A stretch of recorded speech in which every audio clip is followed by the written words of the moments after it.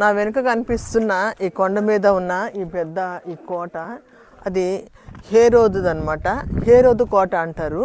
ఈ హేరోదు అక్కడ పరిపాలిస్తున్న టైంలో ఆయన తన అన్న భార్యతోటి పాపం చేస్తున్నాడని చెప్పి భక్తుడైన యోహాను ఆ యొక్క హేరోదు రాజుని ఖండిస్తాడనమాట. నువ్వు పాపం చేస్తున్నావు, అది పద్ధతి కాదని ఖండిస్తాడు.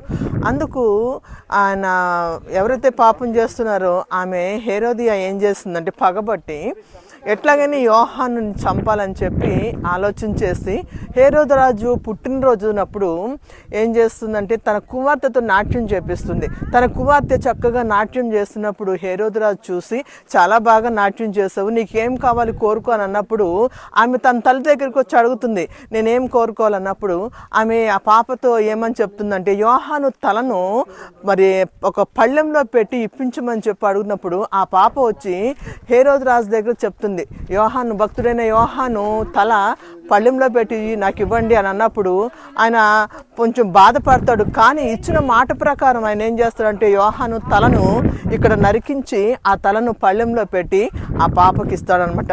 అదే ఈ అద్భుతమైన గొప్ప ప్రదేశం చూడడానికి దేవుడు కృప చూపించాడు. Thank you.